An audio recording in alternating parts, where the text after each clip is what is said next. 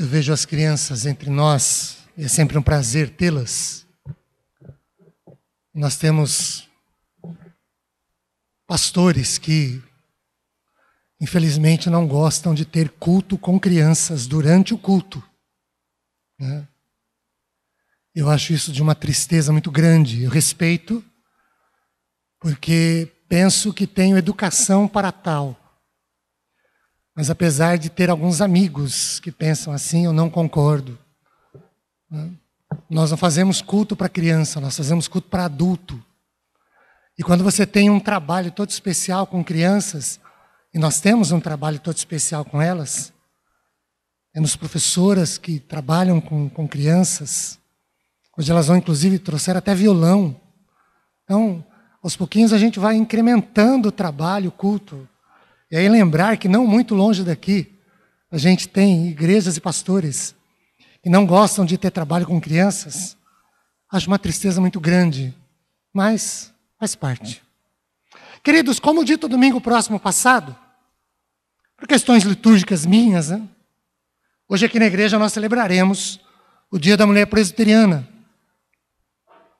A despeito disso ter ocorrido no domingo próximo passado, que é o segundo domingo de fevereiro na igreja presbiteriana.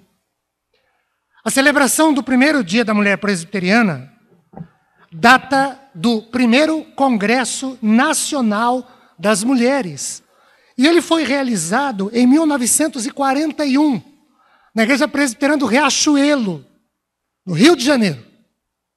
O Dia da Mulher Presbiteriana homenageia aquelas mulheres que são verdadeiros instrumentos de Deus, servindo ao reino, e servindo o reino nas mais variadas ações, nos mais variados ministérios, com os mais diversos dons, com as suas habilidades, com as suas capacitações.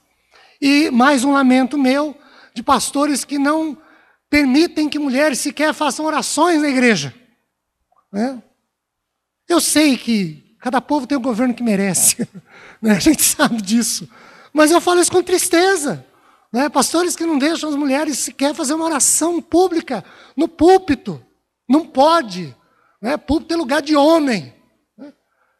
Então, hoje, para manter um certo protocolo, eu quero me utilizar de uma personagem bíblica cuja história pode nos servir, né? Se nós nos empenharmos para observar pontos da vida dessa personagem, e nós quisermos colocar esses pontos em nossa vida prática, eu entendo que ela serve de modelo para nós. Eu vou pedir que você abra sua Bíblia no primeiro livro de Samuel, no capítulo 1. Eu quero falar sobre Ana.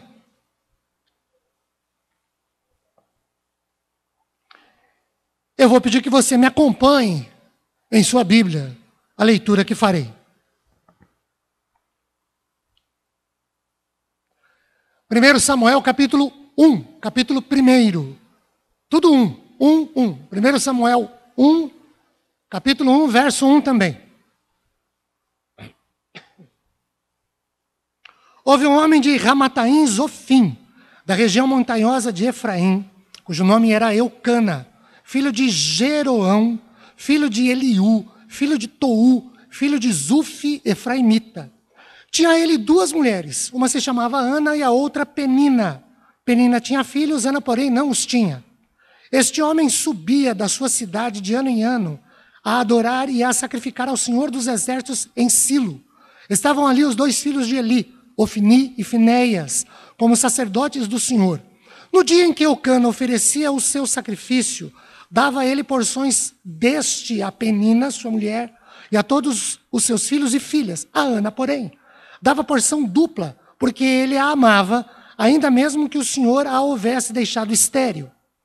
A sua rival a provocava excessivamente para a irritar, porquanto o Senhor lhe havia cerrado a madre. E assim o fazia ele de ano em ano. E todas as vezes que Ana subia à casa do Senhor, a outra a irritava, pelo que chorava e não comia. Então Eucana, seu marido, lhe disse: Ana, por que choras? por que não comes? Por que estás de coração triste? Não te sou eu melhor do que 10 filhos? Após terem comido e bebido em Silo, estando Eli, o sacerdote, assentado numa cadeira junto a um pilar do templo do Senhor, levantou-se Ana e com amargura de alma orou ao Senhor e chorou abundantemente. E fez um voto dizendo: Senhor dos exércitos, se benignamente atentares para a aflição da tua serva, e de mim te lembrares, e da tua serva te não esqueceres, e deres um filho varão, ao Senhor o darei por todos os dias da sua vida, e sobre a sua cabeça não passará navalha.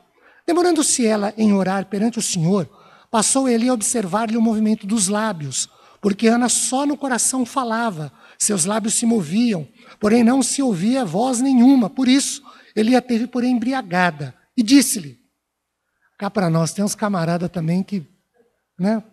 Até quando estarás tu embriagada? Aparta-te de ti esse vinho.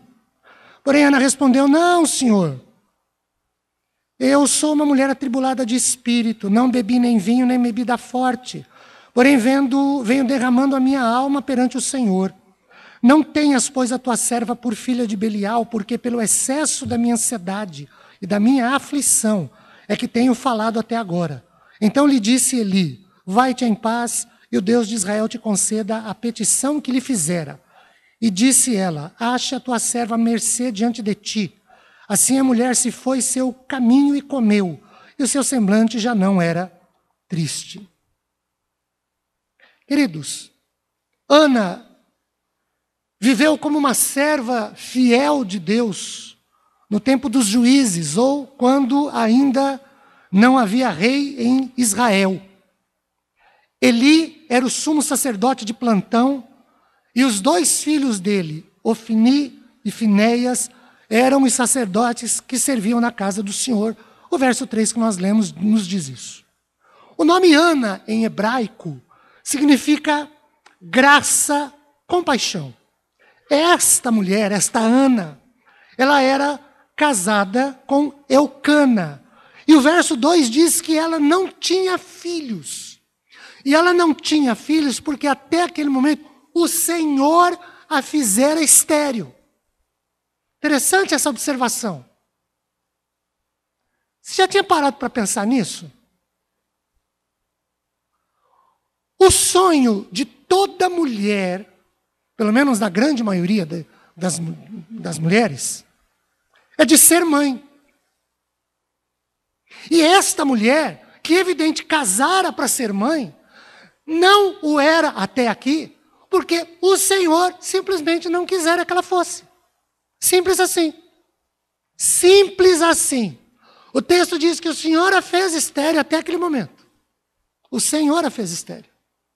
Às vezes nós brigamos com certas coisas na vida, porque nós não temos, os outros têm, porque para nós não dá certo, para os outros dá, porque para nós a porta não se abre, para os outros a porta se abre, e às vezes eles não fazem absoluto esforço nenhum para isso, e a gente se empenha, se esforça, se dedica, e às vezes eu costumo dizer para as pessoas, por favor, coloca um ainda nessa frase. Ainda a porta não se abriu. Ainda a solução não apareceu. Ainda a gravidez não aconteceu. Ainda. Bota um ainda nessa frase, por favor. Ainda. O texto nos permite visualizar alguns fatos que faziam parte do cotidiano da vida desta mulher. E isso é importante que observemos para que nós não pensemos que o cotidiano dela era muito diferente do nosso. Às vezes eu tenho a impressão, quase 100% de certeza, de que alguns de nós olham para personagens da Bíblia e veem esses personagens como se fossem super crentes, super pessoas, com superpoderes, com uma super espiritualidade, com uma superação da graça de Deus envolvendo a vida deles. E quando eu olho para Ana, eu a vejo uma mulher como qualquer outra. Com um cotidiano como qualquer outro. Querem ver? Então vamos para lá. Primeiro, esta mulher tinha problemas de saúde. Quando nós olhamos o capítulo 1, versículo 1, e do versículo 5 ao 16, nós nos deparamos, em primeiro lugar, que ela era estéril, verso 5, que era uma coisa terrível para uma mulher do seu tempo, pois, sendo ela ainda que a mais amada pelo seu marido, pelo fato de ser estéril, segundo o código de Hammurabi, o marido podia ter uma segunda esposa que pudesse lhe gerar filhos para perpetuar a espécie, manter o sobrenome, herdar posses, porque a primeira não dava filhos para ele. Era legal, não era bigamia, era uma questão cultural. Podia. E o Eucana se casou com uma segunda mulher, a Penina, porque a primeira, Ana, mulher do seu amor, não podia dar filhos. Ela tinha um problema de saúde. Talvez aqui, nem todas nós, mulheres aqui, ou nem todas de vocês, né? Mulheres aqui, nós não, né, pastor? Também já é demais, né? Mas nem todos nós aqui, deixa eu terminar a frase. Nem todos nós aqui, talvez hoje, tenhamos problemas de saúde. Eu estou fora, eu tenho. A dengue que eu diga. Mas, talvez nem todas as irmãs aqui tenham um problema de saúde. Mas esta mulher tinha um problema de saúde. Ainda sobre o cotidiano dela, versículo 6. Ela era constantemente humilhada por ser estéril pela sua rival. O versículo 6 diz aqui que ela era provocada. O texto diz que a Penina a provocava para irritar. No original, em hebraico, a ideia é para fazer trovejar. Ou seja, a Penina enchia tanto as paciências de Ana até tirar Ana do sério. Fazê-la perder a calma, perder a paciência, tirá-la da razão. Já pensou sobre isso? Claro que Penina não era nem um pouco politicamente correta, óbvio, né? Mas eu imagino, um dia eu falei isso na igreja, o pessoal deu risada. Não que seja o caso aqui, mas eu imagino a provocação de Penina para Ana.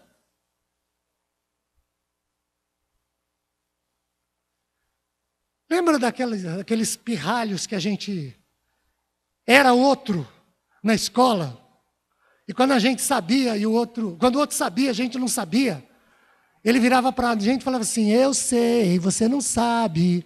Eu imagino a Penina na orelha da Ana assim: eu tenho, você não tem, eu tenho. Já imaginou o dia inteiro isso? O dia inteirinho. Olha lá, ó. Ela não tem, ó. Vem cá, Zezinho. Vem cá, Mariazinha. E aí põe o nome do filho que você quiser. Todo dia, o texto diz que fazia para irritar, era para provocar, era para tirar do sério. Essa mulher tinha um problema de saúde e a rival dela ainda provocava. Jogava na cara dela: você é estéril, você não serve nem para ser mãe, você nem para isso, você nem para aquilo.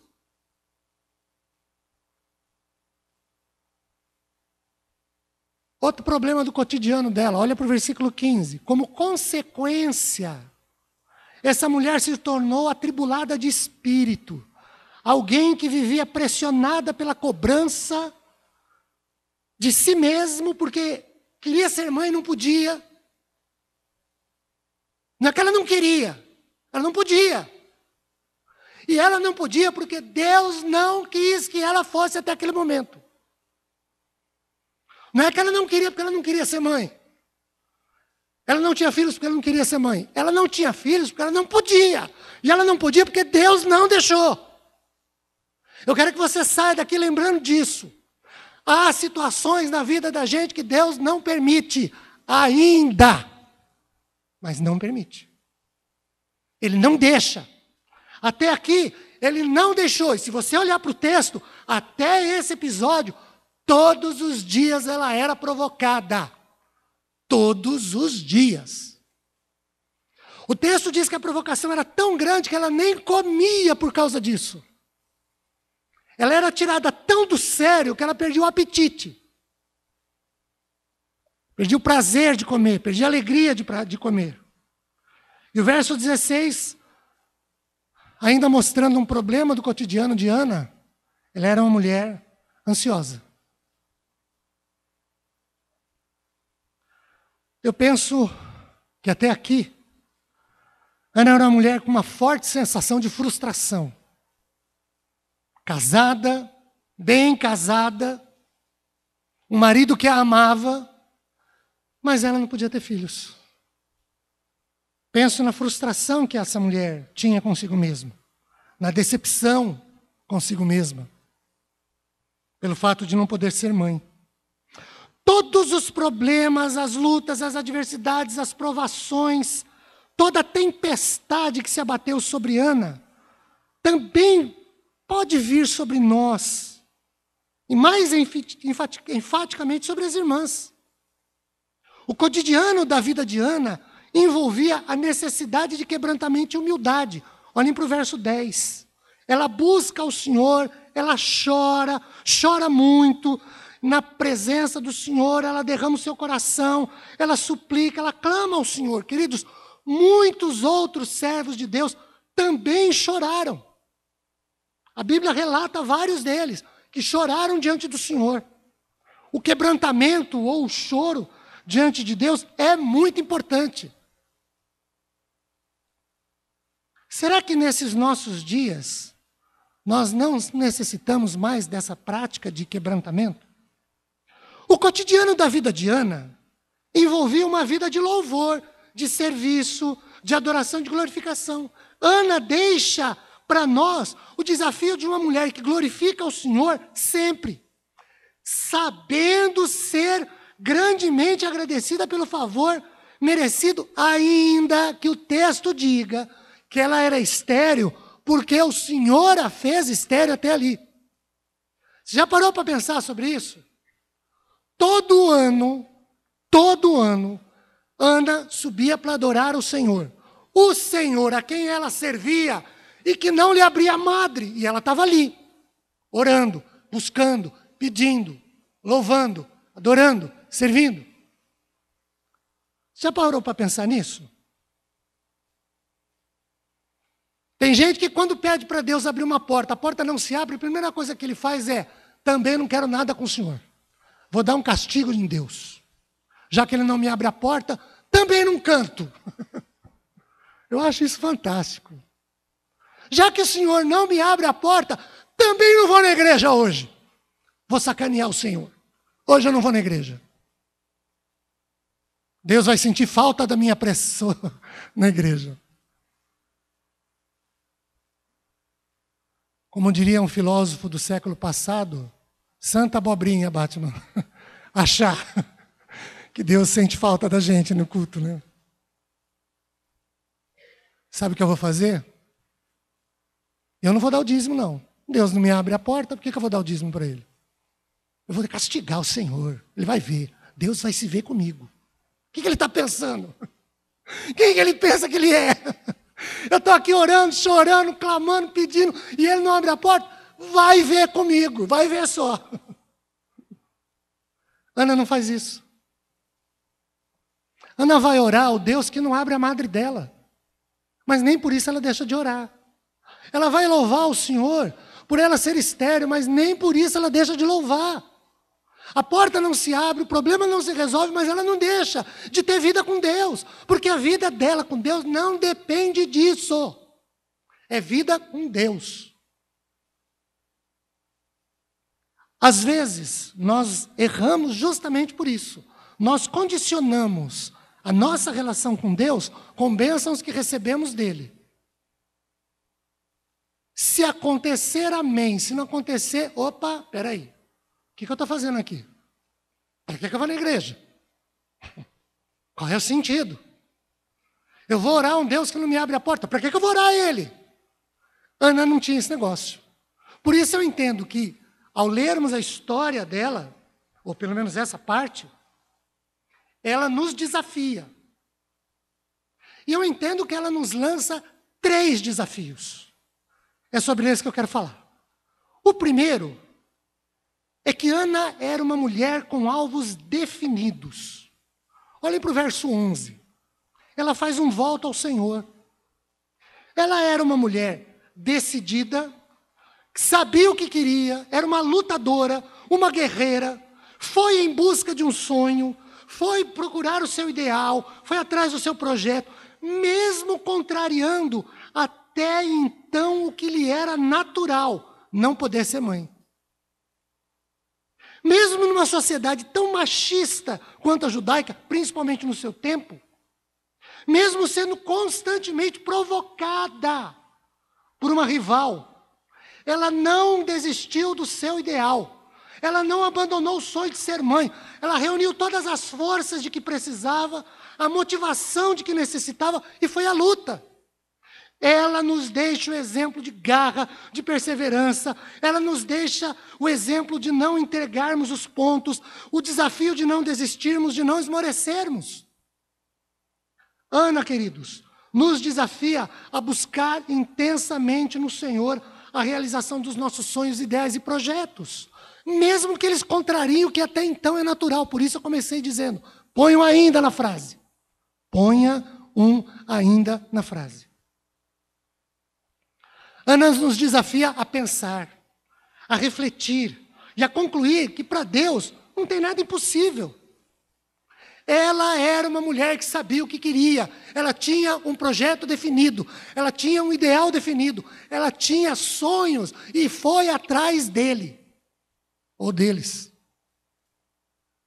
O segundo desafio é que, após ser desprendida de valores terrenos, com uma visão ampla do reino de Deus, ela ofertou mais do que tinha pedido.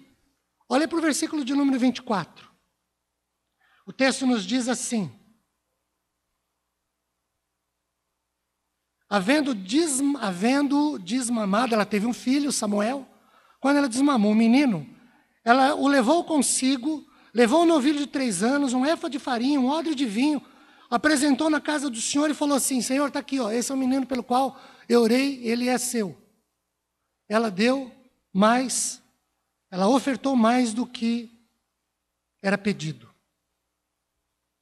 Conta-se que, certa vez, um pastor, querendo saber quanto uma das suas ovelhas era comprometida com dízimos e ofertas, fez uma seguinte pergunta para ele: meu irmão, se você tivesse 2 fazendas, você daria uma ao Senhor? O irmão respondeu: claro que eu daria. Aí ele fez uma segunda pergunta: se você tivesse 100 mil reais, você daria metade para Deus? O irmão disse: claro que eu daria, senhor pastor. O senhor sabe que eu daria. Ah, quem me dera eu tivesse esse dinheiro para dar para Deus, pastor. Aí o pastor perguntou para ele o seguinte: se você tivesse 2 porcos, você daria um para o Senhor? Ele parou, pensou e falou: pastor, aí não é justo, né? O senhor sabe que eu só tenho 2 porcos. A gente dá do que a gente estabelece como sobra. Ana não. Ela não fez isso. Quando a gente continua a leitura do texto, no capítulo 1, nós observamos, ou podemos observar, que Ana tem outros filhos, depois que ela dá Samuel para o Senhor. Depois, não antes. O único filho que ela pede para Deus é Samuel. Ela pede Samuel, Deus dá a Samuel para ela, o que ela faz? Está aqui, Senhor, é teu. Ana não retém para si ou para sua família. Antes, o que Deus deu para ela, ela oferta, ela apresenta ao Senhor. Por isso eu entendo que a vida dela é um desafio, para que nós não nos apeguemos a valores materiais, terrenos, temporários, mas nós nos envolvamos com a obra do Senhor a ponto de dar-lhe o melhor do que nós temos e somos. A vida de Ana nos desafia a entregar os nossos dons, os nossos talentos, as nossas habilidades, as nossas capacitações, tudo que nós temos para honra, glória e louvor do nome do Senhor. Terceiro desafio que eu olho para a vida de Ana e tenho é que ela era uma mulher de oração, verso 15. Todos os anos, um seguido do outro, Ana, por amor ao Senhor, por compromisso de sua vida pessoal com Deus, ia ao templo para servir e orar. Em oração, ela derrama o seu coração perante Deus. Em oração, ela abre a sua alma diante do Senhor. Em oração, ela apresenta as suas frustrações, o quanto ela era motivo de zombaria, o seu desapontamento com a esterilidade que ela enfrentava e o seu desejo de ser mãe. Que oração vocês acham que Ana fazia?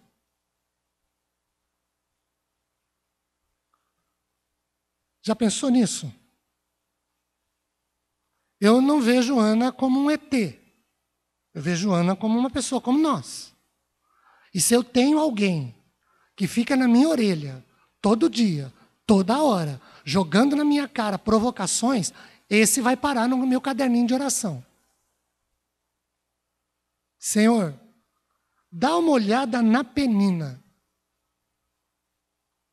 Senhor, olha o que essa mulher tem falado para mim todos os dias. Senhor, eu não consigo comer de tanto que ela me provoca, de tanto que ela me desafia. Senhor, sabe por que eu sou provocada? Porque eu sou estéril.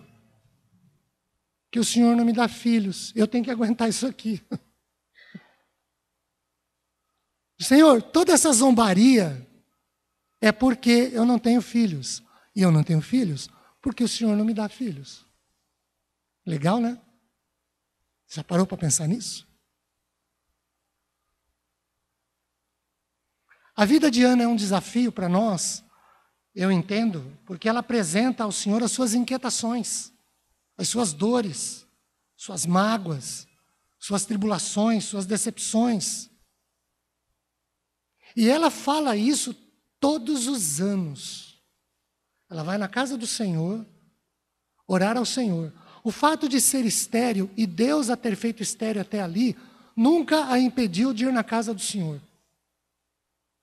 Nunca a provocou um chilique. Que tem gente que tem chilique, né?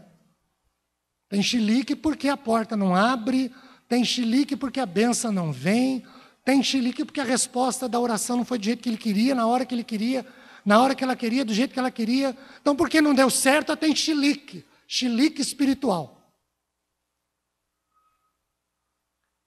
Ana nos desafia a apresentar diante de Deus as dúvidas, as incertezas, as inseguranças. Ele é rochedo forte. Ele é o Deus que sustenta a nossa caminhada. Interessante que eu preparei a liturgia do culto, e agora aí que eu vi, agora que eu estou raciocinando, que eu estou citando um hino que a gente cantou sem ter olhado para o sermão para preparar. Você sabe que eu não faço isso. Eu quero reafirmar aqui que o cotidiano na vida de Ana não é diferente do nosso. Ela tinha problemas de saúde, nós também temos. Ela tinha problema de se quebrantar e de se humilhar, nós também o fazemos. Ela tinha uma vida de louvor, adoração e serviço, nós também temos e podemos ter. Mas ela nos desafia a sermos primeiro pessoas com alvos definidos. Pessoas com objetividade definida na vida. A sermos pessoas desprendidas de valores terrenos e com uma visão ampla do reino de Deus para dar ao Senhor o que Ele é pedido. E terceiro, para nós sermos pessoas cujas vidas sejam de oração independente de Deus responder ou não. Conta-se que certa vez um especialista em valorização da vida deu uma palestra a um grupo de empresários.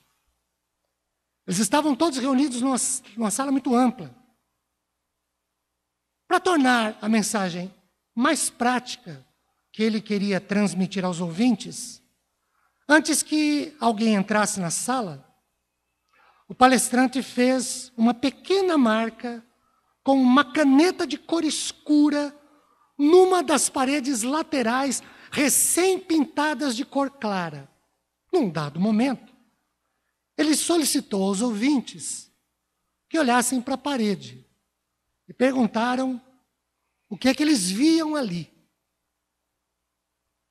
Todos, unânimes, afirmaram que viam uma pequena mancha preta na parede. O palestrante insistiu e perguntou uma segunda vez, uma terceira vez, e a resposta para a segunda e para a terceira foi exatamente igual à primeira. Vemos uma manchinha preta numa parede branca. Desapontado, ele perguntou para o auditório: vocês não conseguiram ver a enorme parede branca, não? O pessoal viu a mancha, não a parede. Queridos, às vezes, nós só vemos o pontinho preto na parede branca, a despeito da parede ser enorme. Às vezes, nós olhamos para o céu e vemos a nuvem, a nuvem carregada, a despeito de todo o resto do céu estar claro. Nós olhamos e dizemos: vai cair um toró.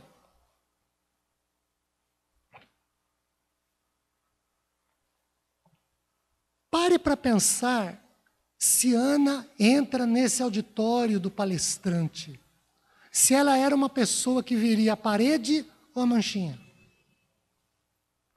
Depois do que a gente acabou de ver e ouvir aqui, eu tenho para mim que Ana seria uma pessoa que conseguiria enxergar a parede, com todo o seu colorido, com toda a sua exuberância. Ah, mas a manchinha estaria ali. Sim. Mas ela não ficaria focada na manchinha. É a história do copo que falta água ou que tem água. Tem gente que olha para o copo e o vê meio vazio. Não consegue ver o quanto tem de água. Só vê o quanto falta. Ana não faz isso. Ela não é desse jeito. Vamos orar, queridos? Queria que você pensasse aí com o seu coração. Você é uma pessoa que tem alvos definidos na sua vida? E você vai à luta por eles? Você batalha por eles? Você luta por eles? Ou você desiste porque ainda a porta não se abriu, porque ainda as coisas não aconteceram, porque ainda as coisas não deram certo? Ana era uma mulher desapegada a valores materiais. Ela deu ao Senhor muito mais do que ela pediu. E ela era uma mulher de oração, ainda que até aquele momento suas respostas não tinham sido atendidas na medida e na proporção que ela queria, precisava, entendia que tinha necessidade. Mas nem por isso ela deixa de orar, nem por isso ela deixa de ir na casa do Senhor. Todo ano ela vai. A rival a irrita, a rival a provoca, a rival a faz perder, inclusive, o prazer de se alimentar. Mas nem por isso ela deixa de ir na casa do Senhor, nem por isso ela deixa de orar, nem por isso ela deixa de buscar o Senhor e de o servir. Vamos orar sobre isso, queridos? Oremos.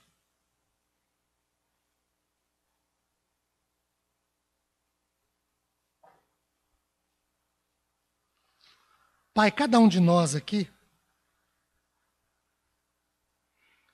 é muito possível, muito provável que tenha sonhos, ideais já realizados, conquistados, experimentados. Talvez nem todos os sonhos. Talvez nem todos os ideais. Alguns desses sonhos, talvez, nunca se realizem, porque não são da tua vontade. Talvez a gente até saiba disso. Talvez não.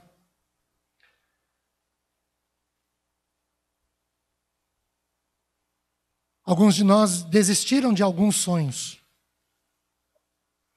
Porque, como o Senhor não respondeu até agora, então é como se não é da tua vontade mesmo, então deixa para lá. Mas quando a gente olha para a vida de Ana, não é o que ela nos mostra. Ela nos mostra uma pessoa que todos os anos vai à tua casa, não deixa de te servir, não deixa de se relacionar contigo, não deixa de caminhar com o Senhor, a despeito de até aquele momento sua oração não ter sido respondida, mas isso não impede que ela continue orando, pedindo, buscando. Pai, nós temos pedido por maridos que ainda não se converteram, por filhos que ainda não vieram para os teus caminhos, ou que vieram e olharam para o mundo, viram esse mundo mais atrativo e desistiram da fé, saíram, foram para o mundo, estão lá, não vieram ainda, e às vezes nós já desistimos. Tem misericórdia. Possamos retomar esses objetivos, lutar por eles. Pedir, clamar, buscar ao Senhor. Mesmo que a porta não se abriu ainda, para que ela se abra. Mesmo que o problema ainda não foi resolvido, para que ele seja. Ajude-nos a, como Ana, não desistirmos dos nossos sonhos. Lutarmos pelos nossos ideais. Ajude-nos, como Ana, a sermos desprendidos de coisas materiais para dedicarmos o que temos ao Senhor e para buscarmos a Ti. Oramos assim no nome de Jesus. Amém.